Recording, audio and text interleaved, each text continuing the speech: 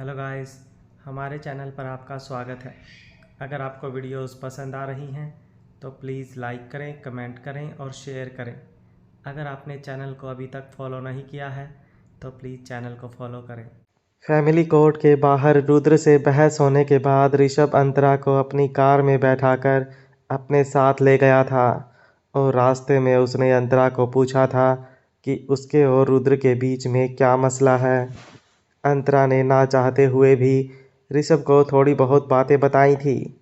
आखिर में ऋषभ ने अंतरा से कहा था कि जिस दिन से तुमने मेरे साथ काम करना शुरू किया है तब से तुम लगातार मुझे रिजेक्ट कर रही हो।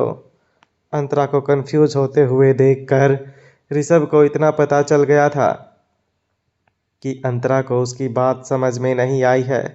इसलिए उसने अंतरा को आगे समझाया कि मेरे कहने का यह मतलब था कि हमेशा से यही होता आया है कि अगर तुम एक कमरे में होती हो और मैं वहां आ गया तो तुम ऐसे छुप जाती हो जैसे चूहा बिल्ली से छुप जाता है। अगर कोई देखेगा तो यही कहेगा कि तुम्हें डर है कि मैं कहीं तुम्हें खा ना जाऊं। इस मुद्दे को अंतरा ज़्यादा लंबा नहीं खींचना चाहती थी, इसलिए उसने बात को ख़त्म करते हुए कह दिया कि मैं स्वभाव से बुज़दिल और इंट्रोवर्ट हूँ। अंतरा की बात सुनकर ऋषभ को हंसी आ गई और उसने अंतरा से कहा कि तुम रुद्र के साथ पहले से ही जुड़ी हो और मेरे भाई विक्रांत से भी उलझ गए हो और अब तो मैं भी लगभग उसी कैटेगरी में आ गया हूँ। हम तीनों जैसे पावरफुल बिजनेसमैन के साथ खेलने वाली औरत बुज़दिल कैसे हो सकती है। अंतरा को पता नहीं था कि ऋषभ की बात का उसे क्या जवाब देना चाहिए, क्योंकि उसे समझ नहीं आया था कि ऋषभ ने बोली हुई आखिरी लाइन मजाक थी या नहीं। रुद्र उसका पति था और मिस्टर शैडो से अपने रिश्ते के बारे में भी वह इनकार नहीं कर सकती थी, लेकिन ऋषभ की बात अलग थी। उसके साथ उसका ऐसा कोई रिश्ता नहीं था।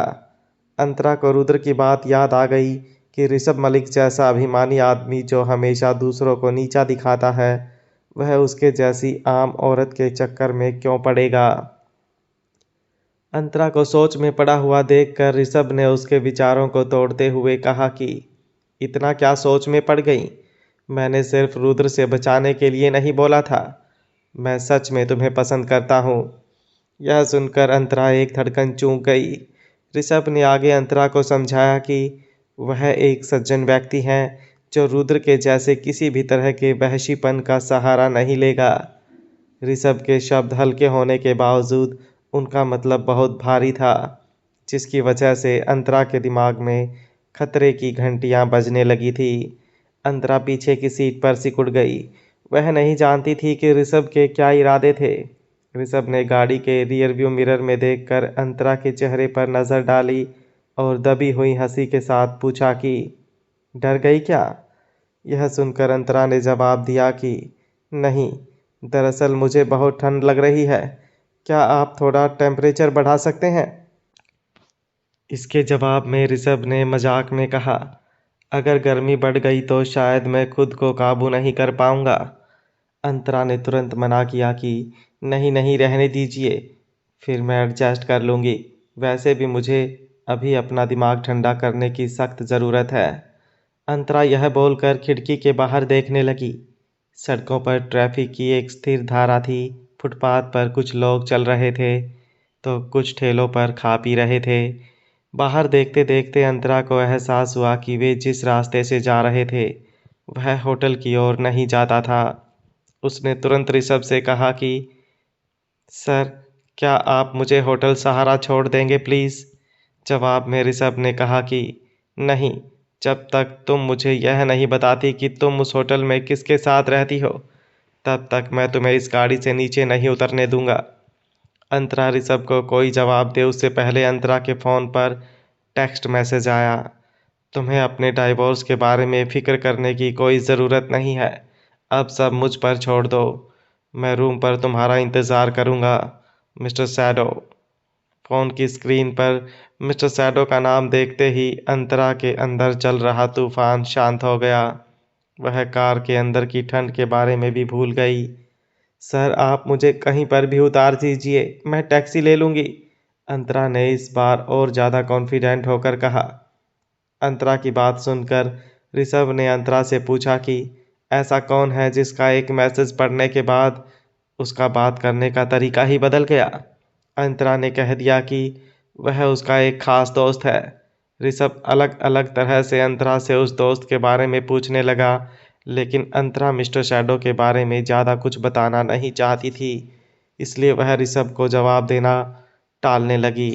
आखिर में फिर से ऋषभ ने अपनी बात दोहराई कि जब तक अंतरा उसे अपने उस दोस्त के बारे में सब कुछ साफ साफ नहीं बताती, तब तक वह उसे गाड़ी से नीचे तक नहीं उतरने देगा। लेकिन इस बार अंतरा पर उसकी बात की कोई असर नहीं हुआ। मिस्टर शैडो के एक टेक्स्ट मैसेज ने अंतरा को निडर बना दिया था।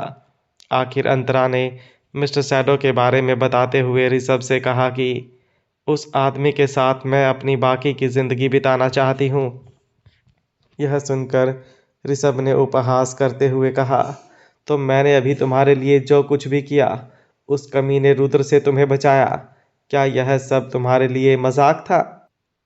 इसके जवाब में अंतरा ने ऋषभ को समझाया कि ऋषभ ने उसके लिए जो किया, उसके लिए वह उसकी एहसानमंद है। लेकिन ऋषभ ने उसकी बात काट दी और अपना गुस्सा अंतरा पर निकाल दिया कि वह तो एक ऐसा हीरो बन गया जिसने हीरोइन को मुश्किल से बचाया, लेकिन हीरोइन ना सिर्फ शादीशुदा थी, बल्कि दूसरे एक आदमी से कमिटेड भी निकली और आखिर में हीरो को ज़ीरो मिला। अंतरा ने ऋषभ को सफाई देने की कोशिश की, लेकिन ऋषभ ने गाड़ी का हॉर्न ज़ोर से दबाया ताकि अंतरा की बात उसे ना सुनाई दे, और फिर अपनी बात आगे बढ़ाते हुए कहा कि मुझे बस यह बताओ कि वह कौन आदमी है जिसने तुम्हें इस कदर अपने वश में कर लिया है कि तुम डाइवोर्स ले रही हो, और वह भी बिना एलिमनी के। मैं भी तो जानूं कि उसके पास ऐसा क्या है जो तुम मुझे भी चांस नहीं देना चाहती। ऋषभ काफ़ी गुस्से में था और अंतरा को समझ नहीं आ रहा था कि उसे कैसे शांत किया जाए, इसलिए उसने ऋषभ को बड़बड़ाने दिया। हालांकि ऋषभ आगे कुछ बोले उससे पहले उसका फ़ोन बजा। उसने गुस्से से कॉल का जवाब दिया। हाँ भाई बोलो। विक्रांत ग्रोवर का कॉल था। यह सुनकर अंतरा के दिल की धड़कनें तेज हो गई। ऋषभ ने मुड़कर अंतरा की ओर देखा और फिर कहा, हाँ वह मेरी कार में मेरे साथ है।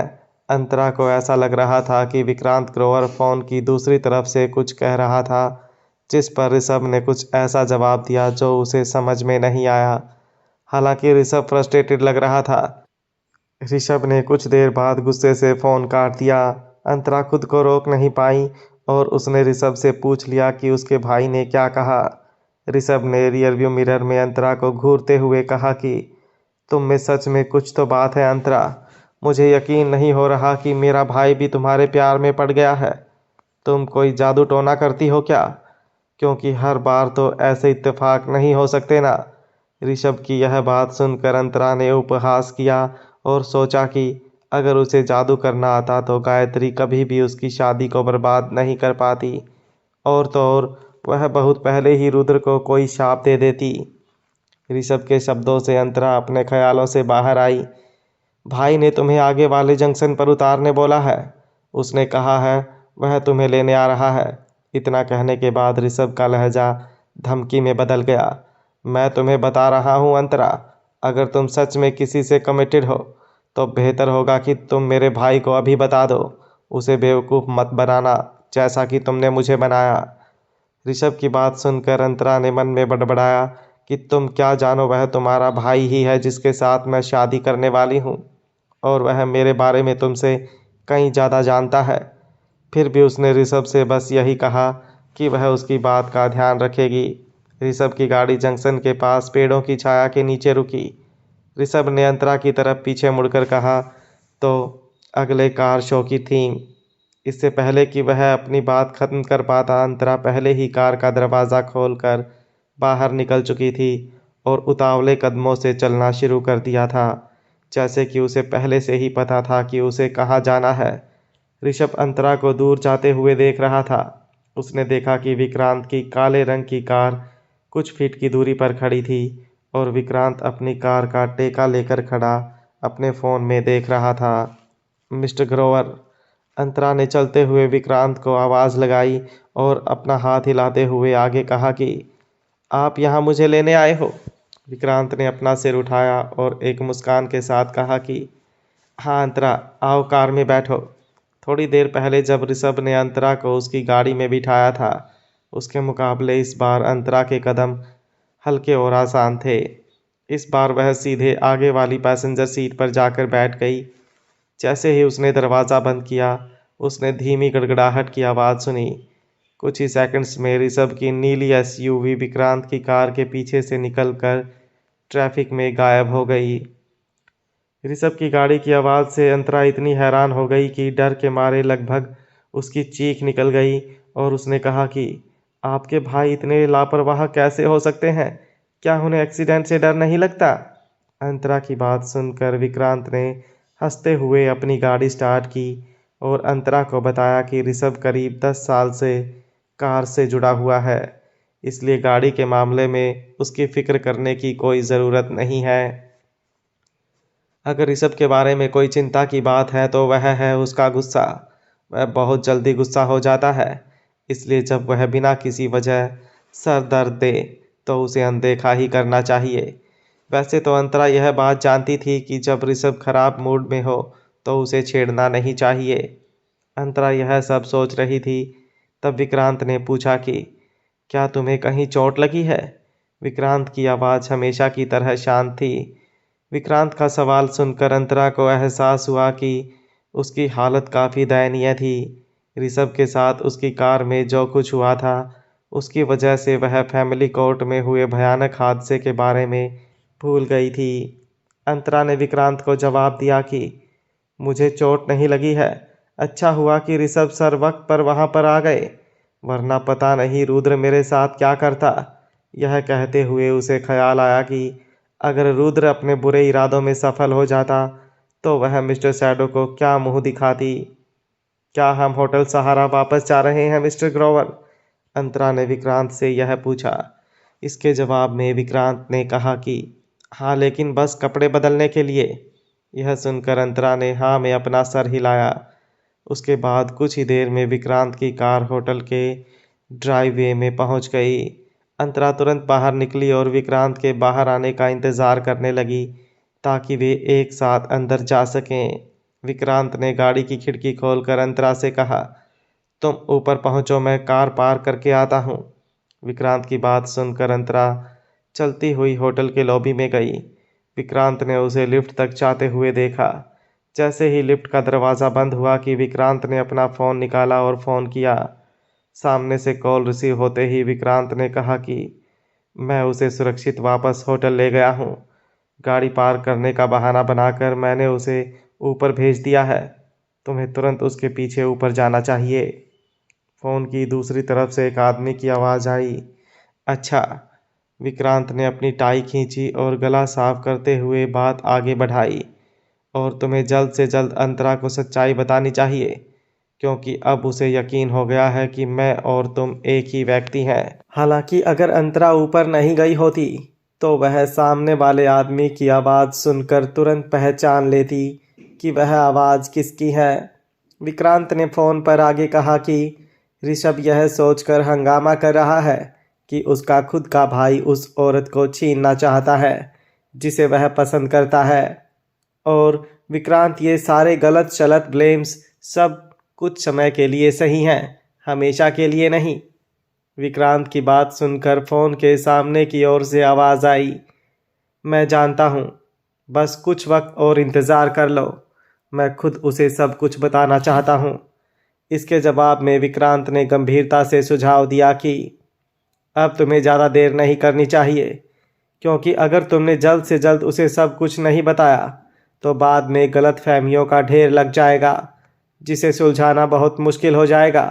अंतरा बहुत ही दयालु और सीधी है। जब उसे पता चलेगा कि तुम और मैं इतने लंबे वक्त से उसे झूठ बोल रहे थे तो वह टूट जाएगी। विक्रांत की बात खत्म होते ही एक लंबी खामोशी छा गई। विक्रांत ने अपने कान से फ़ोन हटाकर स्क्रीन देखी कि कहीं कॉल कट तो नहीं गया। उसने फिर से फ़ोन कान पर लगाकर पूछा, आर यू देयर? ठीक है, दूसरे आदमी ने विक्रांत के सुझाव का जवाब दिया। उसका स्वर भारी और थका हुआ था। उसने सफाई दी कि विक्रांत को उसकी सिचुएशन के बारे में अच्छे से पता था। अंतरा का उससे मिलना एक शानदार संयोग था। उसने विक्रांत को भरोसा दिया कि एक बार वह उसके मामले को निपटा देगा, उसके बाद वह अंतरा को सब कुछ बता देगा और उसे अपने साथ कहीं दूर ले जाएगा। सामने वाले की बात सुनकर विक्रांत ने गहरी सांस लेकर कहा कि ठीक, वैसे भी तुम जानते हो कि तुम क्या कर रहे हो, इसलिए मैं ज़्यादा कुछ नहीं कहूँगा। तुम्हें अपनी प्रायोरिटीज़ पता हैं और मुझे तुम पर भरोसा है। लेकिन बस इतना कहूँगा कि जो करना है जल्दी करना, क्योंकि किस्मत बार बार मौके नहीं देती। अगर चूक गए तो बहुत पछताओगे। यह सुनकर सामने से आवाज़ आई, मैं समझता हूँ, थैंक यू भाई। विक्रांत ने उस आदमी को जवाब दिया कि उसे विक्रांत के साथ इतना फॉर्मल होने की ज़रूरत नहीं है। बस बात यह है कि जब भी विक्रांत अंतरा को मिलता है उसे अपनी आवाज़ गहरी करनी पड़ती है, जिसकी वजह से उसका गला दर्द करता है। इसलिए अब उसे विक्रांत को इस तकलीफ़ के लिए हर्जाना देना पड़ेगा।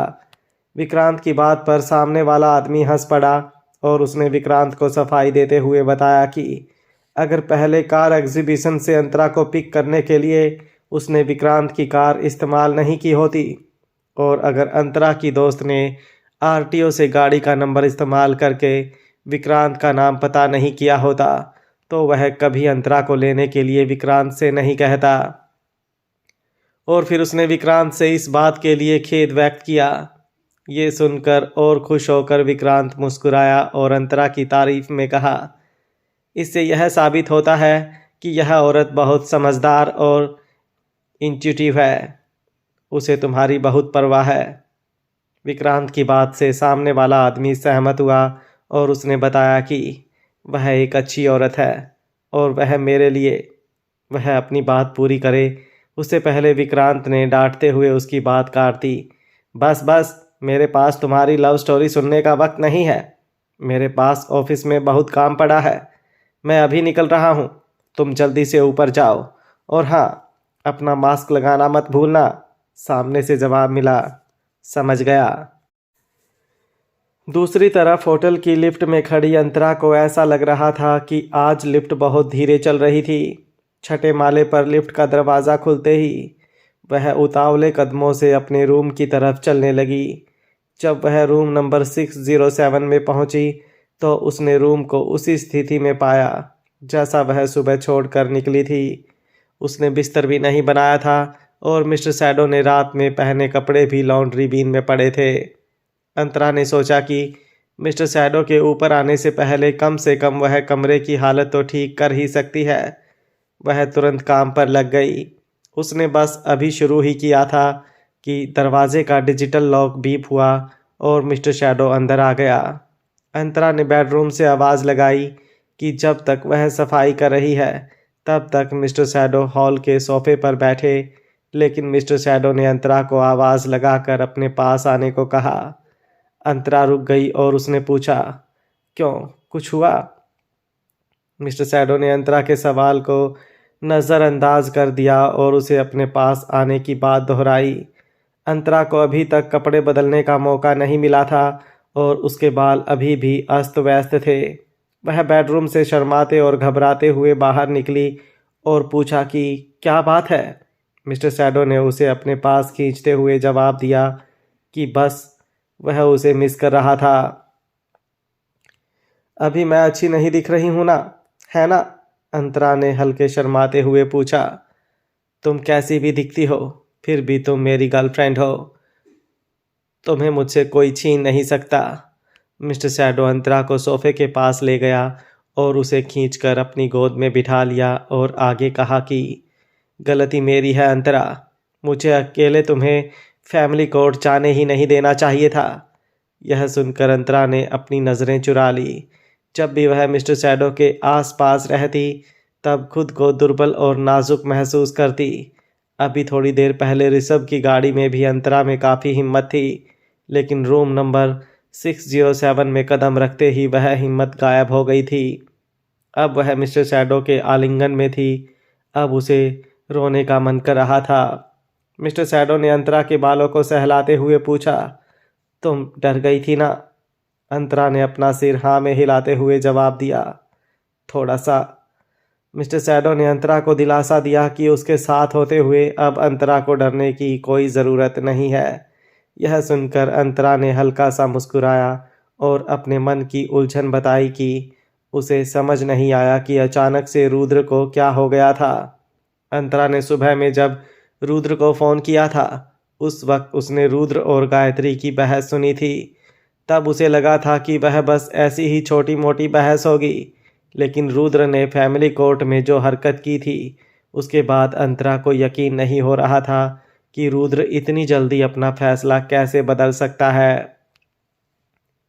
अंतरा की बात सुनकर मिस्टर शैडो ने अपनी आंखें सिकोड़ ली और अपनी गहरी आवाज़ में अंतरा को जवाब दिया कि रुद्र एक सेल्फ ऑब्सेस्ड व्यक्ति है। भले ही वह कभी कभी किसी औरत को पसंद करे, लेकिन सबसे ज़्यादा प्यार वह सिर्फ खुद से करता है। मिस्टर शैडो की बात से अंतरा सहमत हुई।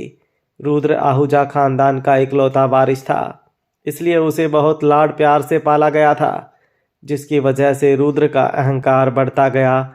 और जहाँ तक गायत्री का सवाल है, उसे देर सबेर पता चल ही जाएगा कि आहूजा परिवार में शादी करने से वह मालकिन नहीं बल्कि एक नौकरानी बन जाएगी। रुद्र की माँ परिवार की विरासत को जारी रखने के लिए एक बेटे की उम्मीद लगाकर बैठी थी। अगर गायत्री ने एक लड़की को जन्म दिया तो उसे वैसी जिंदगी कभी नहीं मिलेगी जिसकी वह उम्मीद कर रही थी। हालांकि अब अंतरा को इन सब बातों की फिक्र करने की ज़रूरत नहीं थी। गायत्री ने खुद अपने लिए वह रास्ता चुना था, इसलिए उसका अंजाम चाहे मीठा हो या कड़वा, उसके पास परिणाम भुगतने के अलावा कोई विकल्प नहीं था। यह बात जानते हुए भी अंतरा को अपनी कज़न के लिए कुछ हद तक सहानुभूति महसूस हुई। हालांकि गायत्री ने रुद्र के साथ अफेयर की शुरुआत करने से पहले हर चीज़ की प्लानिंग की थी, लेकिन आज जो हुआ था उसकी उसने उम्मीद नहीं की होगी कि रुद्र अचानक अंतरा को डाइवोर्स नहीं देने का फैसला लेकर बैठेगा। मैं बस जल्द से जल्द डाइवोर्स निपटाना चाहती हूँ, अंतरा ने एक गहरी सांस लेते हुए मिस्टर शैडो को बताया। अंतरा की बात सुनकर मिस्टर शैडो ने फैसला किया कि अगर रुद्र अपनी मर्जी से डाइवोर्स नहीं देगा तो वह लोग कानून का सहारा लेंगे, क्योंकि आज जो हरकत उसने अंतरा के साथ की थी उसके बाद रुद्र को आज़ाद नहीं घूमने देना चाहिए। हालांकि अंतरा का यह सुझाव था कि उन दोनों को अब रुद्र को उसके हाल पर छोड़ देना चाहिए।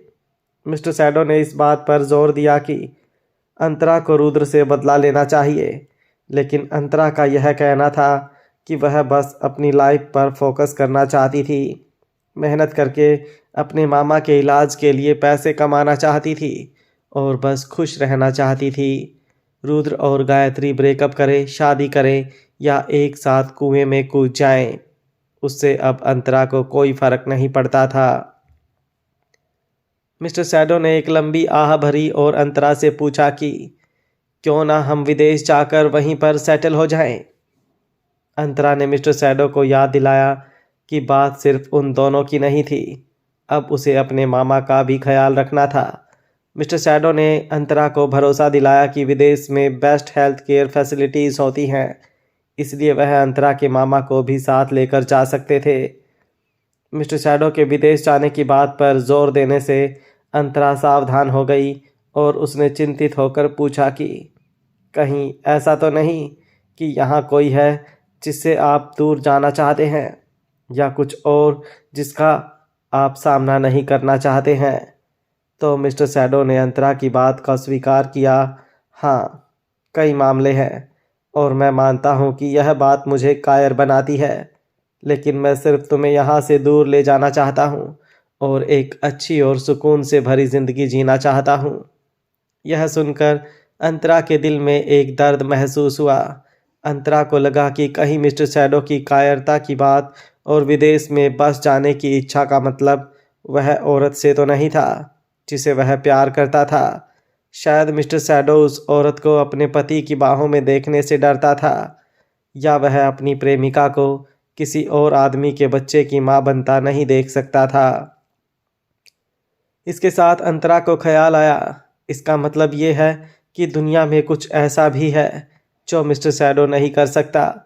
आखिर में अंतरा ने इस मुद्दे पर सोचने के लिए वक्त मांगा। उसके बाद अंतरा के साथ सुबह से जो कुछ हुआ था उसके चलते मिस्टर शैडो ने पूरे दिन में उसको छुआ तक नहीं। रात में वे दोनों बिस्तर पर आस-पास लेट गए। हालांकि मिस्टर शैडो ने सिर्फ अंतरा की पतली कमर पर हाथ रखा और सो गया। फिर भी उसकी पकड़ मजबूत थी। दो शरीर जुड़ गए थे जिनकी गर्मजोशी और दिल की धड़कन एक हो गई थी। अगली सुबह जाने से पहले मिस्टर शैडो ने अंतरा के माथे पर किस किया। यह उन दोनों के लिए एक रस्म हो गई थी कि जब भी वह दोनों अलग होते थे तो एक दूसरे को चूमते थे।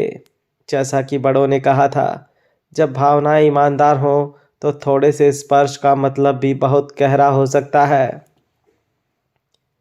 मिस्टर शैडो के जाने के कुछ देर बाद अंतरा अपने रोज़मर्रा के कामों में लग गई थी।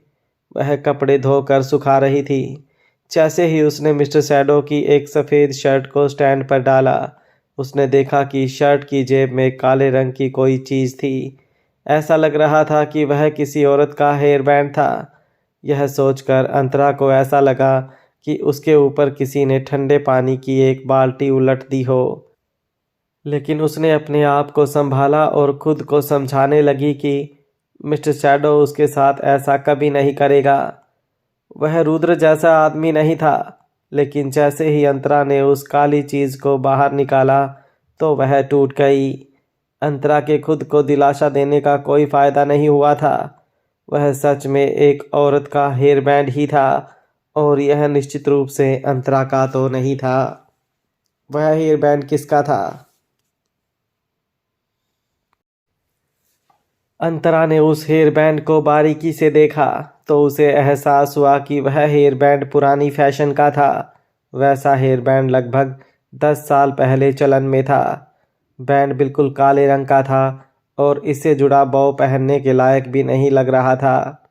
अंतरा यह मानने की कोशिश कर रही थी कि ऐसा पुराना और घिसा पिटा हेयर बैंड शायद मिस्टर शैडो के परिवार की किसी बुजुर्ग औरत का हो।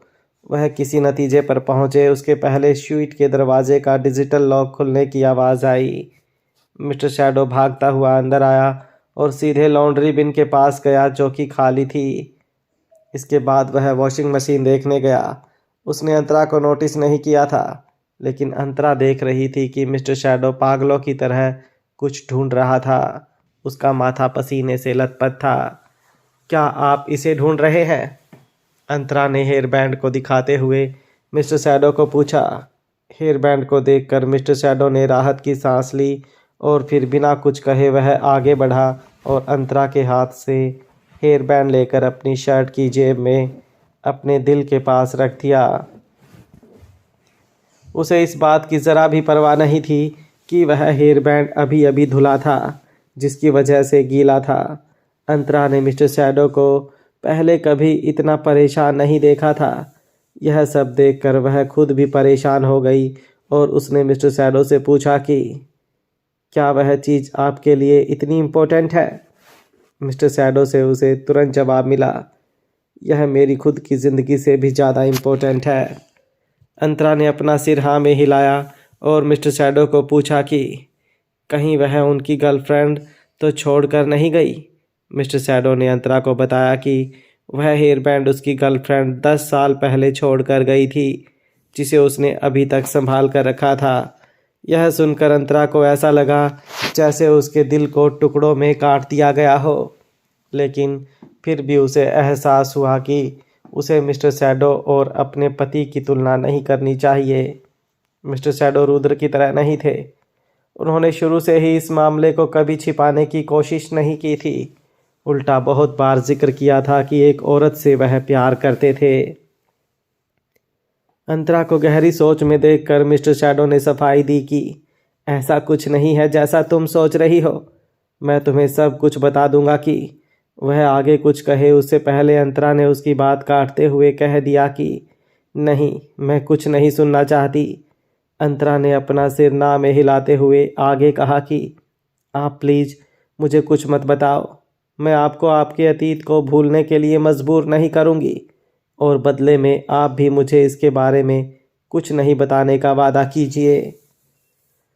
अंतरा की विनती सुनकर मिस्टर सैडो की आंखों में निराशा छा गई और वह अंतरा से कहने लगा कि जब तुम पूरी सच्चाई जान लोगी तब तुम्हें समझ आएगा कि मैं ऐसा क्यों कर रहा हूँ।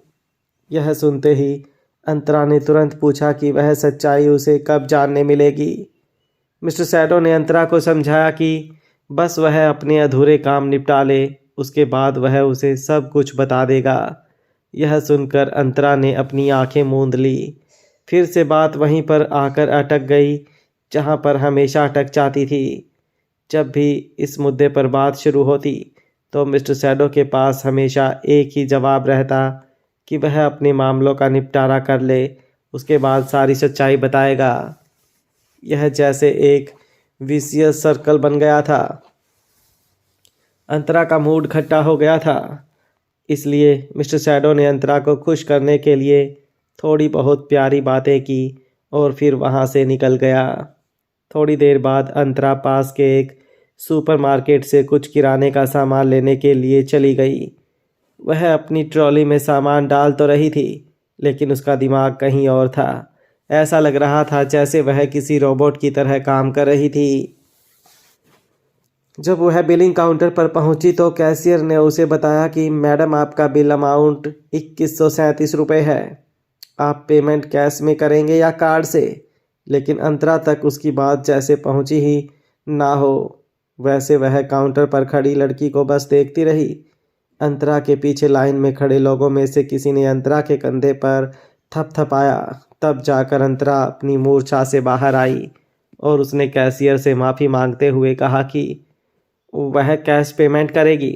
अंतरा ने पहले से अपने पर्स से कार्ड निकाल रखा था, लेकिन उसे वापस रख दिया और कैश पेमेंट किया। उसके बाद जल्दी से अपना सामान इकट्ठा किया और बिना बिल लिए सुपरमार्केट के बाहर चली गई। बैंक कार्ड अंतरा को मिस्टर सैडो ने दिया था। सुपरमार्केट के कैश काउंटर पर अंतरा को एहसास हुआ कि उसे मिस्टर सैडो की परछाई में जीने की और उससे मिलने वाली सुविधाओं को पाने की आदत हो गई थी। वह हर चीज़ का पेमेंट करने के लिए मिस्टर सैडो के कार्ड का उपयोग कर रही थी और जब वह ऋषभ के साथ थी तब मिस्टर सैडो उसे खुद लेने आया तो उसे कोई आश्चर्य नहीं हुआ था, क्योंकि यह अब अंतरा के लिए लगभग स्वाभाविक हो गया था। वह मिस्टर सैडो के उस पर निरंतर ध्यान की आदी हो गई थी। अंतरा को लगता था कि मिस्टर सैडो के साथ उसका रिश्ता टेम्परेरी था। जब मिस्टर सैडो की गर्लफ्रेंड वापस उसकी ज़िंदगी में आ जाएगी तब वह बिना पछतावे के मिस्टर सैडो से दूर चली जाएगी। लेकिन अब बहुत देर हो चुकी थी। मिस्टर सैडो ने पहले ही उसे अपने प्यारे मोहक जाल में फंसा लिया था और अब बचने का कोई रास्ता नहीं था। मिस्टर सैडो हर जगह मौजूद था। उसकी महक, उसकी गर्मजोशी हमेशा अंतरा के आसपास रहती थी। सब अच्छा चल रहा था, लेकिन फिर वह काला हेयर बैंड दिखाई दिया और उसने अंतरा को उन कल्पनाओं से बाहर निकाल दिया जिन्हें अंतरा ने पिछले कुछ दिनों में बेवकूफ़ी से पाला था। यह सब सोचते हुए अंतरा की नज़र मेडिकल स्टोर पर पड़ी और वह रुक गई। यह वही दुकान थी जहां से वह हमेशा से चीज़ें खरीदती थी। वो मेडिकल स्टोर गई और उसने काउंटर पर खड़े आदमी से गर्भ निरोधक दवा मांगी। इस बार काउंटर पर अलग व्यक्ति था। उसने अंतरा से पूछा कि उसे कम अवधि वाली दवा चाहिए या लंबी अवधि वाली। अंतरा ने उसे जवाब दिया कि उसे कम अवधि वाली दवा चाहिए। अंतरा को ऐसा लग रहा था जैसे पूरा संसार उससे यह बात कहने के लिए मजबूर करके उसका मजाक उड़ा रहा था। अगर अंतरा ने लंबी अवधि की दवाई ली होती तो उसे लंबे समय तक वह दवाई खानी पड़ती, और अगर इस बीच मिस्टर सैडो वह दवाई देख लेता तो ज़रूर उसे फेंक देता। अंतरा यह सब सोच रही थी तब दुकानदार ने दवाई का बॉक्स काउंटर पर रखते हुए कहा, मैडम, आप यह दवाई 72 आवर्स के अंदर सिर्फ इमरजेंसी के लिए इस्तेमाल कर सकते हैं। यह सुनकर अंतरा ने बेमन से सिर हाँ में हिलाया और पेमेंट किया। दुकान के बाहर आते ही अंतरा ने एक गोली खाई और बची हुई दवाई को सड़क के किनारे कूड़ेदान में फेंक दिया। इस बार वह सावधान थी कि वह अपने गर्भ निरोधक दवाइयों के निशान होटल में वापस न लाए। फिर वह सारा सामान लेकर होटल पहुंची और चीज़ें सेट करने के बाद अपने मामा से मिलने के लिए हॉस्पिटल चली गई। अंतरा जब वहां पर पहुंची तो उसने अपने छोटे मामा सुधीर बंसल को कॉरिडोर की खिड़की पर सिगरेट पीते देखा। सुधीर के पैरों के पास सिगरेट बटों का ढेर लगा था। उसने अंतरा को अपनी तरफ आता देखकर सिगरेट बुझाई और कहा, आओ अंतरा, तुम्हारा ही इंतज़ार कर रहा था। जवाब में अंतरा मुस्कुराई और सुधीर को बताया कि मैं आज खाना बाहर से लाने वाली हूँ, आप क्या खाओगे? सुधीर ने अंतरा से कहा कि खाने की कोई जल्दी नहीं है, उससे पहले मुझे तुमसे कुछ और बात करनी है, यहाँ आओ। इतना बोलते हुए सुधीर अंतरा को एक खाली जगह पर खींच कर ले गया। सुधीर का चेहरा फीका और गंभीर हो गया था। अंतरा अपने छोटे मामा को निडर और जोशीला जानती थी, इसलिए उसे इस तरह का बर्ताव करते देखना अच्छा संकेत नहीं था। अंतरा ने सुधीर का हाथ पकड़ते हुए पूछा कि क्या हुआ मामा, बड़े मामा की तबीयत तो ठीक है ना? जवाब में सुधीर ने अंतरा को शांत करते हुए बताया कि वह ठीक है। डॉक्टर ने कहा है कि उसकी रिकवरी अच्छी है, लेकिन उसके शरीर के कुछ जले हुए हिस्से इतने बड़े हैं कि पूरी तरह से ठीक होने में वक्त लग सकता है और उसे चलने फिरने में भी थोड़ी दिक्कत हो सकती है। यह सब सुनकर अंतरा ने कुछ बोलने के लिए अपना मुंह खोला, लेकिन उसके कुछ बोलने से पहले सुधीर ने अपनी बात शुरू कर दी कि बड़े मामा की फिक्र करने की कोई ज़रूरत नहीं है, मैं अब हमेशा उसकी देखभाल करूँगा। लेकिन मैं तुम्हें यह बताना चाहता था कि गायत्री की माँ जल्द ही वापस आ रही है। आगे बोलते हुए सुधीर रुक गया। वह अचानक चिंतित दिखने लगा। उसने हिचकिचाते हुए कहा कि अंतरा, मुझे पता है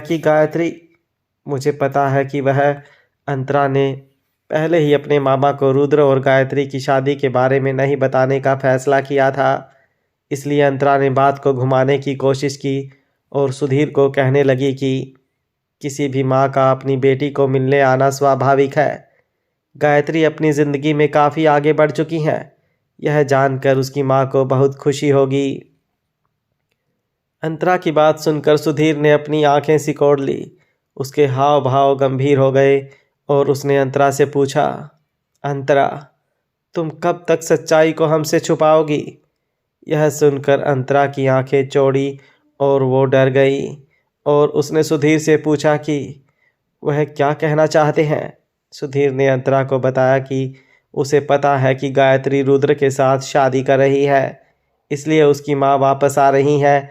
और फिर उसने ऊंची आवाज़ में अंतरा को पूछा कि उसने अब तक अपने दोनों मामाओं को इस बारे में क्यों नहीं बताया। सुधीर का मिजाज काफ़ी गुस्से वाला था और गुस्से में वह कुछ भी कर सकता था। इस बात को अंतरा अच्छी तरह जानती थी, इसलिए उसने सुधीर को शांत करते हुए याद दिलाया कि वह लोग हॉस्पिटल में है, इसलिए उन्हें हल्ला करके दूसरों को डिस्टर्ब नहीं करना चाहिए। सुधीर ने अपने दांत पीसते हुए कहा कि आहूजा परिवार बहुत अमीर है, उनके साथ रिश्ता जोड़ने के लिए मैं कभी राजी नहीं था, और वह अहंकारी और स्वार्थी रुद्र तो मुझे कभी पसंद ही नहीं था। उसे लगता है कि पूरी दुनिया उसके सामने झुकेगी। मैंने तुम्हारे बड़े मामा को बहुत समझाया था कि वह तुम्हारा रिश्ता उस खानदान में ना करे, लेकिन उन्होंने मेरी बात नहीं मानी। मुझे यकीन नहीं हो रहा है कि अब गायत्री भी वही गलती दोहरा रही है। सुधीर की बात सुनकर अंतरा ने आह भरी। रुद्र को गायत्री से प्यार हो गया, यह पूरी तरह से रुद्र की गलती नहीं थी। अमीर आदमी से शादी करने की उसकी मेमोरी बहन की भी महत्वाकांक्षा सभी के लिए एक कड़वा सच थी। सुधीर ने अंतरा के कंधों को पकड़ लिया और उसे सब सच बताने के लिए जोर दिया कि कैसे रुद्र और गायत्री एक हो गए और उन लोगों ने अंतरा के साथ इतना गलत किया। सुधीर की मजबूत पकड़ से अंतरा महसूस कर सकती थी कि सुधीर का शरीर गुस्से से कांप रहा था। अंतरा ने सुधीर को शांत करते हुए कहने लगी कि आप इतना गुस्सा क्यों हो रहे हो मामा? अभी आपने खुद कहा कि आहूजा परिवार और हमारे परिवार का कोई मेल नहीं। अंतरा की बात पर सुधीर ने जवाब दिया कि अगर बात परिवार की है तो गायत्री भी तो उसी परिवार से है जिस परिवार से अंतरा है। सुधीर की दलील के सामने अंतरा ने अपनी बात रखी कि शायद ऐसा इसलिए हो क्योंकि गायत्री ने हायर एजुकेशन पास किया है, वह विदेश में पढ़ाई करके आई है और वह अपने काम में भी काफ़ी कुशल है, इसलिए शायद रुद्र आसानी से गायत्री की तरफ आकर्षित हो गया होगा। देखने वाली बात यह थी कि अब अंतरा रुद्र और गायत्री के रिश्ते के बारे में शांत होकर बात कर सकती थी। हालांकि वह उन दोनों से काफ़ी नफरत करती थी, लेकिन अभी के लिए अंतरा सिर्फ अपने मामा को शांत करना चाहती थी, वरना सुधीर आवेग में कुछ भी कर सकता था। सुधीर ने अंतरा के अड़िग रवैये का मतलब यह निकाला कि वह सच कह रही थी। आखिर उसने अंतरा की बात मान ही ली थी और कहा, अगर ऐसा है तो अच्छा ही हुआ कि तुम्हारा उस कमीने रुद्र से पीछा छूटा, और मुझे यकीन है कि एक दिन तुम्हें ज़रूर ऐसा आदमी मिलेगा जो पूरी तरह से तुम्हें समर्पित होगा। यह सुनकर अंतरा ने बस मुस्कुराया। उसे अब तक यही लग रहा था कि उसे ऐसा आदमी मिल चुका है, लेकिन दुर्भाग्यवश वह आदमी किसी और को समर्पित था। आखिर में अंतरा अपने ख्यालों से बाहर आई और उसने सुधीर से कहा कि फ़िलहाल मेरे लिए सबसे ज़रूरी बात यह है कि मैं आपका और बड़े मामा का ख्याल रखूं। यह कहने के बाद अंतरा ने सुधीर को सुझाव दिया कि वह अब उन्हें भी शादी कर लेनी चाहिए। अपनी भांजी की बात पर सुधीर ने रूखेपन से जवाब दिया कि वह अकेला अपना ख्याल रख सकता है, उसे किसी की ज़रूरत नहीं है।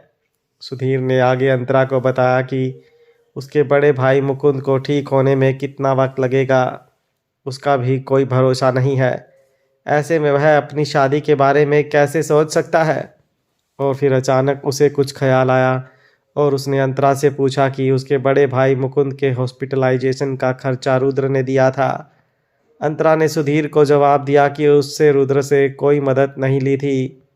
इस बात पर भी सुधीर को गुस्सा आ गया, क्योंकि उसका यह कहना था कि अगर रुद्र गायत्री से शादी कर रहा है तो उसके होने वाले ससुर का ख्याल रखना उसका फर्ज बनता है। सुधीर की बात सुनकर अंतरा ने एक गहरी सांस ली। उसे नहीं पता था कि अपने मामा को कैसे समझाया जाए कि रुद्र ने इसलिए पैसों की मदद नहीं की थी क्योंकि गायत्री ने उसे रोक दिया था। अगर अंतरा सुधीर को यह बताती कि गायत्री अपने ही पिता की जान नहीं बचाना चाहती थी तो सुधीर का दिल टूट जाता। इतना ही नहीं, बल्कि गायत्री जानबूझकर हॉस्पिटल आई थी ताकि अपने पिता को उकसाकर उन्हें मौत के मुंह में धकेल दे। हालांकि अंतरा ने सुधीर को यह सब बताने के बदले बात को घुमाते हुए कहा कि शायद रुद्र के पास ज़मीर नहीं था, इसलिए उसने अंतरा अपनी बात पूरी करे उससे पहले सुधीर के हाव भाव आक्रोश में बदल गए। मैं जानता था ये गंदे अमीर लोग खून चूसने वाले मौका परस्त के अलावा और कुछ नहीं होते हैं। उनकी नज़र में प्यार का कोई मतलब नहीं है और गायत्री उनमें से एक बनने वाली है। उन लोगों ने तुम्हारी क्या हालत की है, यह जानने के बावजूद वह उस कमीने रुद्र के साथ कैसे शादी कर सकती है। मुझे अभी गायत्री से बात करनी पड़ेगी। मैं अपनी भतीजी की ज़िंदगी बर्बाद नहीं होने दे सकता। यह बोलने के बाद सुधीर ने वहाँ से निकलने के लिए अपने कदम उठाए, लेकिन अंतरा ने उसका हाथ पकड़कर रोकते हुए उसे समझाया कि वह गायत्री से कोई बात ना करे, क्योंकि सब जानते हैं कि गायत्री अपनी मर्जी से रुद्र से शादी कर रही है। लेकिन सुधीर ने अंतरा का हाथ झटकते हुए उसे बताया कि वह उसका चाचा है और सब कुछ जानते हुए वह गायत्री को गलत रास्ते पर नहीं जाने दे सकता। यह कहते हुए सुधीर हॉस्पिटल के एंट्रेंस की तरफ चलने लगा। अंतरा भी उसके पीछे पीछे चल पड़ी और सुधीर से कहने लगी कि शायद गायत्री की माँ भी शादी के पक्ष में है, उसे अपनी बेटी के इरादे अच्छी तरह पता है। अंतरा की बात सुनकर सुधीर गुस्सा हो गया। उसका नाम भी मत लेना, वह औरत पैसों के लिए कुछ भी कर सकती हैं। तुम इन बातों को समझने के लिए बहुत छोटी ही, लेकिन हमारे पड़ोस में कोई भी ऐसा नहीं था जो उस लता को नहीं पहचानता था कि वह किस तरह की औरत थी। यह बोलने के बाद सुधीर ने अंतरा को बताया कि उसके बड़े मामा बहुत भले और ईमानदार थे। उसने गायत्री की खातिर लता जैसी औरत को सहा। जो औरत अपनी सगी बेटी को छोड़कर चली गई थी, वह गायत्री को और क्या सलाह दे सकती है। सुधीर ने आगे अंतरा को समझाया कि उन तीनों ने मिलकर गायत्री को पाला पोसा और पढ़ाई करने के लिए विदेश तक भेजा था। गायत्री के लिए इतना कुछ करने के बाद वह लोग उसे दलदल में कैसे जाने दे सकते थे। इतनी बात होने तक वह दोनों हॉस्पिटल के एंट्रेंस पर पहुंच चुके थे। सुधीर ने हाथ दिखाकर एक टैक्सी को बुलाया और दरवाज़ा खोलते हुए अंतरा से कहा कि बेटा, तुम फिक्र मत करो, मैं अपने गुस्से पर काबू रखूँगा। मैं बस गायत्री के साथ बात करके उसे रुद्र से शादी ना करने के लिए कहूँगा। जाओ, तुम बड़े मामा के पास रहो, मैं जल्द ही वापस आऊँगा। इससे पहले कि अंतरा सुधीर को रोकने के लिए कुछ कहती, वह गाड़ी में बैठ चुका था और टैक्सी पलक झपकते ही वहाँ से निकल गई। अंतरा ने बेबसी से आह भरी। वह फिक्र कैसे ना करती अगर उसके छोटे मामा को पता चला कि गायत्री रुद्र के बच्चे की माँ बनने वाली है, तो वह हंगामा खड़ा कर देगा। और गायत्री जिस तरह की इंसान थी, उसे देखते हुए अंतरा को पता था कि वह सुधीर की बातें चुपचाप तो सुनेगी नहीं। अंतरा ने फैसला किया कि गायत्री सुधीर को कुछ उल्टा सीधा कहकर उसे उकसाए, उसके पहले उसे आहूजा निवास पहुंचना पड़ेगा। उसने अपना फ़ोन निकाला और एक नंबर डायल किया। अंतरा, सामने से मिस्टर सैडो की आवाज़ आई। मुझे उम्मीद नहीं थी कि तुम मुझे कॉल करोगी। अंतरा ने सुबह उन दोनों के बीच हुई बहस की परवाह नहीं की और फ़ोन पर चिंता भरी आवाज़ में विनती की, मिस्टर सैडो, क्या आप जल्द से जल्द मामा की देखभाल के लिए कुछ नर्सेज अरेंज करवा सकते हैं? मिस्टर सैडो ने तुरंत जवाब दिया कि बेशक, वह तुरंत अरेंज करवा देगा। और फिर उसने अंतरा से एक गहरी सांस लेकर मामला समझाने के लिए कहा। अंतरा ने मिस्टर सैडो को बताया कि उसके छोटे मामा को पता चल गया है कि गायत्री रुद्र से शादी करने वाली है, इसलिए वह अभी अभी आहूजा निवास के लिए निकले हैं। अंतरा ने सुधीर के बारे में आगे बताया कि वह काफ़ी आवेगी है, इसलिए उसे डर है कि अगर उसने जाकर सुधीर को नहीं रोका तो बहुत बड़ी प्रॉब्लम हो जाएगी। मिस्टर सैडो ने अपनी शांत और गहरी आवाज़ में अंतरा को समझाया कि वह टैक्सी लेकर आहूजा निवास पहुँचे और वह खुद भी जल्द से जल्द आहूजा निवास पहुँचने की कोशिश करेगा। अंतरा ने तुरंत एक टैक्सी ली और ड्राइवर को पाली हिल जाने के लिए कहा। टैक्सी का ड्राइवर बड़े आराम से गाड़ी चला रहा था। यह देखकर अंतरा ने उसे कहा, भैया, गाड़ी थोड़ा तेज़ चलाएंगे, मुझे पाली हिल अर्जेंटली पहुंचना है। अंतरा की बात सुनकर ड्राइवर ने अजीब तरह से उसकी ओर देखा और जवाब दिया कि मैडम, वैसे भी लिंक रोड और एसवी रोड पर ट्रैफिक मिलने वाला है, इसलिए आप जल्दी पहुंचना तो भूल ही जाओ। ड्राइवर की बात सुनकर अंतरा ने उसे पूछा कि वह लोग वेस्टर्न एक्सप्रेस हाईवे से क्यों नहीं जा सकते। ड्राइवर ने अंतरा को बताया कि बिल्कुल जा सकते हैं, लेकिन इतना घूम कर जाने में भाड़ा बढ़ जाएगा। अंतरा ने जवाब दिया कि उसकी कोई दिक्कत नहीं है। अंतरा से इजाज़त मिलते ही ड्राइवर ने गाड़ी की दिशा बदली। वेस्टर्न एक्सप्रेस हाईवे पर पहुंचने के बाद गाड़ी हवा की रफ्तार से आगे बढ़ी। लगभग आधे घंटे में टैक्सी आहूजा निवास के गेट पर पहुंच गई। अंतरा ने जल्दी से ड्राइवर को पैसे दिए और छुट्टे पैसे लिए बिना ही दौड़ती हुई अंदर गई। हॉल में मधु आहूजा सोफे पर बैठकर टीवी देख रही थी। अचानक किसी को घर में घुसता देखकर पहले वह डर गई, लेकिन जब उसने बिन बुलाए मेहमान का चेहरा देखा तो उसकी नज़र तुरंत तेज़ हो गई और उसने अंतरा को ताना मारा, तेरे में कोई शिष्टाचार नाम की चीज़ है कि नहीं? तुझे इतना भी नहीं पता कि किसी के घर में दाखिल होने से पहले दरवाजे पर दस्तक देकर घर के मालिक की इजाज़त लेनी चाहिए। अंतरा ने मधु की ओर ध्यान नहीं देते हुए हॉल के चारों तरफ देखा। मधु वहाँ पर अकेली थी और ऊपर की मंजिल से भी कोई आवाज़ नहीं आ रही थी। सुधीर शायद अभी तक पहुँचा नहीं था। यह जानकर अंतरा ने राहत की सांस ली। उसने अपने मामा को रास्ते में ही रोकने के बारे में सोचा और वहाँ से निकलने के लिए दरवाजे की तरफ पलटी। इससे पहले कि वह घर के बाहर कदम रख सके, मधु ने उसे सवाल किया, मेरे सवाल का जवाब दिए बिना मुझे पीठ दिखाने की तुम्हारी हिम्मत कैसे हुई? मधु का लहजा धमकी में बदल गया। तुम्हें पता है ना कि मैं पुलिस में तुम्हारी कंप्लेंट कर सकती हूँ कि तुम मेरे घर में ज़बरदस्ती घुस आई हो। तुम्हें क्या लगता है कि आहूजा निवास कोई धर्मशाला है जहाँ जब चाहो चले आओ? मधु की बात का अंतरा कुछ जवाब दे उससे पहले रुद्र की आवाज़ सुनाई दी, माँ अब क्या हो गया? किससे बहस कर रही हो? रुद्र ने सीढ़ियों से नीचे आते हुए यह पूछा। आजकल वह अपने दिन बाहर शराब पीकर बिता रहा था और देर रात सिर्फ सोने के लिए घर आता था। हर वक्त वह अंतरा के बारे में ही सोचता रहता था। रुद्र घर पर रहकर गायत्री का डरावना चेहरा नहीं देखना चाहता था और इसका एक ही तरीका था कि वह बाहर रहकर अपने दोस्तों के साथ मौज मस्ती करे और शराब में डूबा रहे। पिछली रात को भी रुद्र देर से लौटा था। वह मुश्किल से कुछ घंटे ही सो पाया था कि उसकी माँ की कर्कश आवाज़ पूरे घर में गूंज उठी थी। रुद्र, मधु ने चिल्लाया और रुद्र को डांटना शुरू कर दिया कि उसे हमेशा ऐसी भयानक लड़कियां ही क्यों पसंद आती हैं। रुद्र को लगा कि उसकी माँ गायत्री की शिकायत कर रही है, इसलिए उसने मधु को समझाया कि वह गायत्री को पहले ही बोल चुका है कि वह मधु से दूर रहे। उसके बाद रुद्र ने मधु से सवाल किया कि गायत्री तो ऊपर कमरे में सो रही है, तो फिर वह किस पर भड़क रही है? यह सुनकर मधु ने रुद्र पर अपनी चिढ़ निकाली और अंतरा की ओर इशारा करते हुए रुद्र से कहा कि मैं तुम्हारी इस पहली पत्नी के बारे में बात कर रही हूँ। उसने हमारे घर में घुसने की हिम्मत की। तुम्हें पता है मैं इतना चौंक गई थी कि मेरा ब्लड प्रेशर बढ़ गया था। मैं मर। वह आगे कुछ कहे उससे पहले रुद्र ने अंतरा को घर से बाहर निकलते देख लिया था और वह उसके पीछे गया। रुको बेटा, तुम कहाँ जा रहे हो?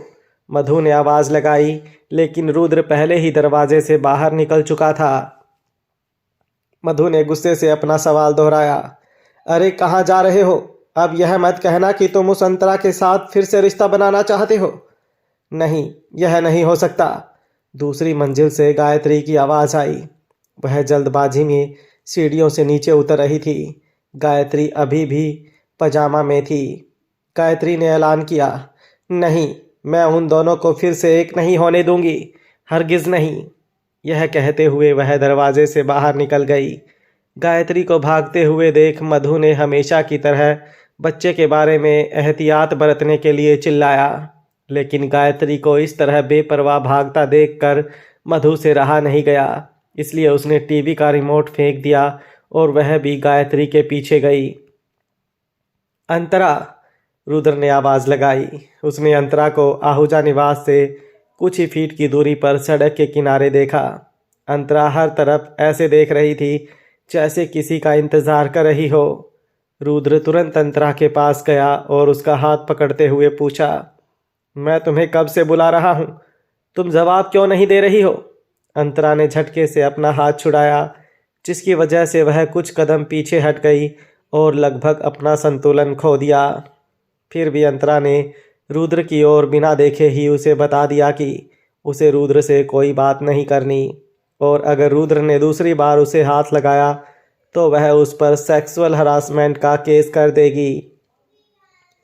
यह सुनकर रुद्र ने अपने हाथ खड़े कर दिए और अंतरा को समझाते हुए कहा, ठीक है, लेकिन तुम पहले मेरी बात सुनो।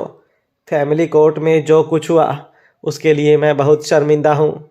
मैं बहुत गुस्से में था, बहक गया था, इसलिए तुम्हें चोट पहुँचाई, लेकिन मेरा कोई गलत इरादा नहीं था। इतना कहकर रुद्र ने आगे कहा, अंतरा, मैं तुम्हारा ही इंतज़ार कर रहा था। यह सुनकर अंतरा की आंखें सिकुड़ गई और उसने पूछा, क्यों? तुम्हें कैसे पता चला कि मैं अभी तुम्हारे घर आ रही हूँ? रुद्र ने अंतरा को जवाब दिया, क्योंकि तुम्हारा पर्स मेरी कार में छूट गया था, जिसमें तुम्हारे आईडी, बाकी डॉक्यूमेंट्स और हमारा मैरिज सर्टिफिकेट भी था। लेकिन फिक्र मत करो, मैंने सब संभाल कर रखा है। अब तो मेरी माफ़ी स्वीकार करो।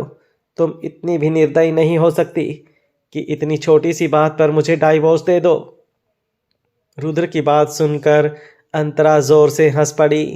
उसने रुद्र से पूछा कि क्या सच में उसे ऐसा लग रहा है कि वह उसे फैमिली कोर्ट की एक घटना की वजह से डाइवोर्स दे रही है। उसके बाद अंतरा ने रुद्र को ताना मारा कि रुद्र अंतरा को बहुत छोटा समझ रहा था और खुद को बहुत बड़ा। यह कहते हुए वह रुद्र से दूर हो गई और चलने लगी। उसने पिछले 4 वर्षों से इन रास्तों को बहुत बार पार किया था। हर एक मोड़, हर एक गली से वह परिचित थी। अंतरा को पता था कि उसके मामा टैक्सी से आ रहे थे, इसलिए वह शायद चौराहे की तरफ से आएंगे। अंतरा सतर्क थी। उसकी तरफ आती हर एक टैक्सी को उसकी आंखें ध्यान से देख रही थी। अंतरा ने तय कर लिया था कि जैसे ही उसके मामा टैक्सी से बाहर कदम रखेंगे, वह उन्हें तुरंत रोक लेगी। अंतरा की व्याकुलता देखकर रुद्र को फिक्र होने लगी। रुद्र उसके पीछे पीछे चल रहा था। वह कुछ भी करके अंतरा को मनाना चाहता था। तभी रुद्र ने अपनी बात फिर से अंतरा के सामने रखी। सॉरी, मैंने तुम्हें निर्दयी कहा। तुम बिल्कुल ऐसी नहीं हो। मैं अपने शब्द वापस लेता हूँ। अब तुम ही बताओ कि तुम्हें मनाने के लिए मुझे क्या करना होगा। जब अंतरा ने कोई जवाब नहीं दिया, तब रुद्र ने कुछ सोचकर पूछा कि कहीं अंतरा को इस बात का बुरा तो नहीं लगा था कि उसने गायत्री के लिए कार खरीदी। यह कहने के बाद रुद्र ने सफाई दी कि गायत्री अपनी खुद की एक कार लेने के लिए जोर दे रही थी। आखिर में वह भी उसकी बात से सहमत हो गया था, क्योंकि वह प्रेग्नेंट थी। लेकिन रुद्र ने कभी नहीं सोचा था कि उन दोनों की मुलाकात आरटीओ में अंतरा से हो जाएगी और अंतरा को इस बात का पता चलेगा। रुद्र की बातें सुनकर अंतरा इरिटेट हो गई थी। अंतरा को ऐसा लग रहा था जैसे शोरगुल वाली मधुमक्खी उसके चारों ओर भिन भिना रही हो। आखिरकार अंतरा ने परेशान होकर रुद्र को जवाब दिया, जैसा कि मैं तुम्हें पहले भी कह चुकी हूँ रुद्र आहूजा, मुझे तुम्हारे मामलों से कोई लेना देना नहीं है। तुम किसी के लिए कार खरीदो या ट्रक, उसकी वजह भी मुझे बताने की ज़रूरत नहीं है। यह सुनकर रुद्र को लगा कि अंतरा को सच में इसी बात का बुरा लगा है, इसलिए उसने आगे जाकर अंतरा का रास्ता रोक दिया और उसके दोनों कंधों को पकड़कर कहने लगा, अगर तुम चाहो तो मैं तुम्हारे लिए भी एक कार खरीद लूँगा। यह कहने के बाद जैसे रुद्र को कोई ख्याल आया हो, वैसे उसने आगे अंतरा से पूछा, अब समझ आया, तो तुम कार शो में इसलिए मॉडलिंग करती हो क्योंकि तुम्हें कार्स बहुत पसंद है। पहले क्यों नहीं बताया? कोई नहीं, अभी बता दो तुम्हें कैसी कार पसंद है, सेडान, एसयूवी या फिर कोई स्पोर्ट्स कार। अगर तुम्हें पोर्चे, फेरारी या लैम्बोर्गिनी चाहिए तो वह भी मिल जाएगी। अंतरा, मैं तुम्हारे लिए कुछ भी खरीद लूँगा। अंतरा ने उसकी बात का कोई जवाब नहीं दिया और रुद्र को नज़रअंदाज करने के लिए दूसरी तरफ देखने लगी। लेकिन रुद्र उस तरफ जाकर उसके सामने खड़ा हो गया। जिस तरफ भी अंतरा अपना मुंह फेर लेती, वह उस तरफ जाकर खड़ा हो जाता। अंतरा को सड़क बिल्कुल दिखाई नहीं दे रही थी। आखिर में अंतरा ने एक गहरी सांस ली और रुद्र को बताया कि उसे कोई कार नहीं चाहिए, ना ही उसे कभी कार पसंद थी। उसने बस पैसे कमाने के लिए मॉडलिंग की थी। भले ही रुद्र की नज़र में वह एक घटिया काम है, लेकिन जब तक उसे वह काम करने के पैसे मिलेंगे, तब तक अंतरा वह काम करेगी। अंतरा ने रुद्र को आगे समझाया कि उसे अपना वक्त अंतरा पर बर्बाद करना बंद कर देना चाहिए और फिर रुद्र को उसके रास्ते से हटने कहा। लेकिन रुद्र उसकी कोई बात मानने को तैयार नहीं था। उल्टा रुद्र ने अंतरा पर रोब झाड़ा कि अगर अंतरा को पैसों की ज़रूरत है तो वह उसे देगा, लेकिन उसे अपना वह काम छोड़ देना चाहिए। और याद दिलाया कि कानून की नज़र में अंतरा अभी भी उसकी पत्नी है, इसलिए वह अंतरा को उसके करियर के लिए आहूजा परिवार की इज्जत मिट्टी में मिलने नहीं दे सकता। रुद्र ने उसे फिर से पकड़ लिया और इस बार उसने अंतरा पर इतना दबाव डाला कि अंतरा खुद को छुड़ा नहीं सकी। अंतरा खुद को छुड़ाने की जिदोजहद करने लगी। मुझे छोड़ो रुद्र, तुम और मैं दोनों जानते हैं कि मैं अब मिसेस आहूजा नहीं हूँ। यह सुनकर रुद्र ने तुरंत जवाब दिया, तुम हो, अभी तक डिवोर्स नहीं हुआ है, इसलिए तुम अब भी मेरी पत्नी हो। इतना बोलने के बाद रुद्र को एक ख्याल आया और उसने एक अजीब सी मुस्कुराहट के साथ अंतरा पर आरोप लगाया कि अंतरा डिवोर्स को लेकर इसलिए इतनी उत्सुक और दृढ़ है क्योंकि वह ऋषभ मलिक के साथ रहना चाहती है। लेकिन अंतरा बेवकूफ़ है कि ऋषभ के क्रूर मिजाज को जानते हुए भी वह उसे चुन रही है। रुद्र का यह कहना था कि भले ही ऋषभ अभी के लिए अंतरा के साथ अच्छा व्यवहार कर रहा हो, लेकिन एक बार जब वह अंतरा से बोर हो जाएगा तब उसे ऋषभ का असली रूप देखने मिलेगा और तब अंतरा को समझ आएगा कि रुद्र बिल्कुल ठीक कह रहा था। रुद्र की बकवास सुनकर इरिटेशन से अंतरा का चेहरा तमतमा उठा और वह रुद्र से कहने लगी, तुम एक बच्चे की तरह पेश आ रहे हो रुद्र। मैं तुम्हें पहले ही कई बार बता चुकी हूँ कि ऋषभ और मेरे बीच सिर्फ प्रोफेशनल रिलेशंस हैं, और रही बात हमारे डिवोर्स की, तो यह सिर्फ हम दोनों के बीच का मामला है। इसका किसी और से कोई लेना देना नहीं है। लेकिन हाँ, हमारे डिवोर्स का संबंध गायत्री से ज़रूर है, क्योंकि तुम दोनों ने मिलकर मुझे धोखा दिया है। यह कहने के बाद अंतरा ने रुद्र को आगे बताया कि रुद्र और गायत्री की जोड़ी काफ़ी अच्छी है। वह दोनों एक दूसरे के लिए परफेक्ट मैच हैं। इसलिए रुद्र को अंतरा के साथ का रिश्ता हमेशा के लिए नहीं तोड़ देना चाहिए, ताकि वह दोनों ही अपनी अपनी ज़िंदगी में आगे बढ़ सकें। लेकिन अगर मैं गायत्री के साथ का रिश्ता ही ख़त्म कर दूँ तो? रुद्र ने अचानक से पूछा। उसका लहजा हल्का और लापरवाह था। रुद्र ने आगे कहा, मैं उसके साथ रिश्ता तोड़ दूंगा और फिर तुम मेरे पास वापस आ जाना, और फिर हम पति और पत्नी के रूप में अपनी बाकी की ज़िंदगी साथ बिताएंगे, ठीक है? रुद्र की बात सुनकर अंतरा ने उसे साफ मना कर दिया। उसने आह भरी और अपने बालों में उंगलियां घुमाते हुए रुद्र को बताया कि गायत्री माँ बनने वाली है। गायत्री ने भले ही अंतरा के साथ कितना भी गलत किया हो, लेकिन उसमें उसके होने वाले बच्चे का कोई कसूर नहीं है। अंतरा देर सबेर गायत्री से हिसाब चुकता कर लेगी, लेकिन उसे किसी और के परिवार को बर्बाद करने में कोई दिलचस्पी नहीं है।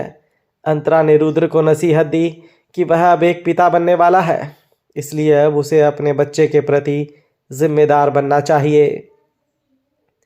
अंतरा की बात सुनकर रुद्र ने कुछ सोचते हुए जवाब दिया, अगर ऐसी बात है तो मैं गायत्री का अबॉर्शन करवा देता हूँ। यह बोलते हुए रुद्र की आवाज़ हताश थी। उसने अपनी बात आगे बढ़ाई, यह ठीक रहेगा, है ना? फिर तो तुम्हें कोई दिक्कत नहीं होगी ना? फिर कुछ ही समय में तुम और मैं अपना बच्चा कर लेंगे।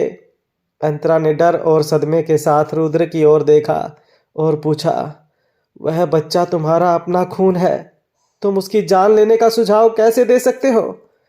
क्या तुम इंसान हो रुद्र? रुद्र ने सफाई दी कि वह सिर्फ अंतरा को वापस पाने की कोशिश कर रहा है। अगर बच्चे की बात नहीं होती तो रुद्र कभी भी गायत्री के साथ नहीं रहता। रुद्र के हिसाब से सारी गलती उस बच्चे की थी। रुद्र अंतरा से कहने लगा कि यह सब खत्म हो जाने के बाद मैं गायत्री को विदेश भेज दूंगा और पक्का कर लूँगा कि वह फिर कभी हमें परेशान करने के लिए वापस ना आए, और मैं हमारे रहने के लिए एक अलग घर भी खरीद लूँगा ताकि तुम्हें मेरी माँ के साथ ना रहना पड़े। इतना तो तुम्हारे लिए काफ़ी है ना? क्या कहा तुमने? इस बार आवाज़ अंतरा की नहीं बल्कि गायत्री की थी। जब रुद्र ने बच्चे के अबॉर्शन और गायत्री को कहीं दूर भेजने की बात की, तब तक गायत्री वहाँ पर आ चुकी थी और उसने वह बात सुन ली थी। गायत्री गुस्से से रुद्र पर बरस पड़ी। तुम ऐसा सोच भी कैसे सकते हो रुद्र? यह बच्चा तुम्हारा पहला बच्चा है और आहूजा खानदान का वारिस है। तुम ऐसे कैसे बोल सकते हो जैसे तुम्हें यह बच्चा चाहिए ही नहीं? गायत्री की आंखों से गुस्से के आंसू छलक पड़े। उसकी डार्क स्किन, ऊंची गाल की हड्डी और स्वाभाविक रूप से झुकी हुई आंखें उसके लुक को सिर्फ मतलबी और लड़ाकू बना रहे थे। गायत्री का अभी का लुक उसकी उस छवि से बिल्कुल उल्टा था। जब उसने अपना मेकअप किया होता था, उसका यह चेहरा देखकर पिछले कुछ दिनों से रुद्र भी उसके साथ बातचीत करने से डरता था। रात को देर से घर लौटने की उसकी यह भी एक वजह थी, ताकि अंधेरे कमरे में उसे गायत्री का चेहरा ना देखना पड़े। हालांकि अभी दिन था और वे सड़क पर खड़े थे। गायत्री का चेहरा पूरी तरह से प्रदर्शित हो रहा था। रुद्र को लगा कि उसका ब्लड प्रेशर बढ़ जाएगा, क्योंकि गायत्री की तुलना करने के लिए अंतरा भी सामने ही खड़ी थी। अंतरा ने आज एक सिंपल सफ़ेद टी शर्ट और उसके नीचे जीन्स पहन रखी थी। दूसरी ओर गायत्री ने ऊंची क्वालिटी के रेशम से बना पजामा पहना था। फिर भी उन दोनों में से कौन ज़्यादा खूबसूरत लग रहा था, यह तय करने में किसी को एक सेकंड का भी समय नहीं लगेगा। रुद्र ने इन सब ख्यालों को अपने दिमाग से निकाला और गायत्री को घूरते हुए पूछा, तुम यहाँ क्या कर रही हो? गायत्री ने उल्टा रुद्र से सवाल किया, क्यों मैं यहाँ नहीं आ सकती? अगर मैंने तुम्हारा पीछा नहीं किया होता तो मैं तुम्हें अपनी पीठ पीछे दूसरी औरतों से मिलते हुए नहीं देख पाती। इतना कहने के बाद गायत्री अंतरा की ओर मुड़ी और उसकी तरफ उंगली से इशारा करते हुए पूछा, और तुम यहाँ क्यों आई हो? वैसे तो तुम हमेशा बड़ी बड़ी बातें करती हो कि तुम डिवोर्स चाहती हो और मेरी और रुद्र की ज़िंदगी से कोई वास्ता नहीं रखना चाहती, वगैरह वगैरह। लेकिन सच तो यह है कि रुद्र को देखे बिना तुम्हारा जी नहीं भरता, इसलिए उसे वापस पाने के अलग अलग पैंतरे आजमा रही हो। बस करो गायत्री। रुद्र दहाड़ उठा, अपना मुंह बंद रखो, अंतरा तुम्हारी बहन है। और गायत्री ने रुद्र की बात काटते हुए कहा, मेरी कोई बहन नहीं है, मैं अपनी माँ की इकलौती बेटी हूँ। अंतरा ने बचपन से ही मेरे पिता के पैसे का इस्तेमाल खुद के लिए किया है, इसलिए अब मैं उसके पति को अपना बना लूँ, उसमें कोई गलत बात नहीं है। यह सुनकर रुद्र गुस्से से तिलमिला उठा और आखिरकार गायत्री पर बरस पड़ा। तुम पैसों की बात ना ही करो तो अच्छा है। क्या तुम्हें पता भी है कि किसी व्यक्ति को पालने में कितना पैसा लगता है? तुम्हारे पापा की सर्जरी में कितना खर्च आया?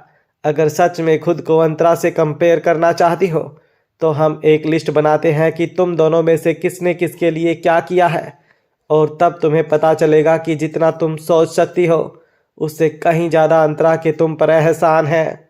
यह सुनते ही अंतरा ने कड़ी आवाज़ में रुद्र को टोका कि यह दुश्मनी उसकी और उसकी कज़न के बीच है और उसे यह लड़ाई लड़ने में रुद्र की मदद की कोई ज़रूरत नहीं है। रुद्र ने अंतरा को ताना मारा कि कुछ दिनों से वह बहुत ज़िद्दी हो गई है और अगर यही बात है तो वह बीच में नहीं पड़ेगा, वह दोनों खुद ही मामला सुलझाए। और फिर रुद्र अपने घर की तरफ वापस चलने लगा। लेकिन गायत्री ने रुद्र का हाथ पकड़ लिया और पूछा, कहाँ जा रहे हो? मेरी कोख में तुम्हारा बच्चा है। अगर अंतरा ने अचानक मुझ पर हमला कर दिया तो क्या मुझे सुरक्षित रखना तुम्हारा फर्ज नहीं है? यह सुनकर रुद्र गायत्री की तरफ देखता रहा। यह झगड़ा कहाँ जाकर रुकने वाला था?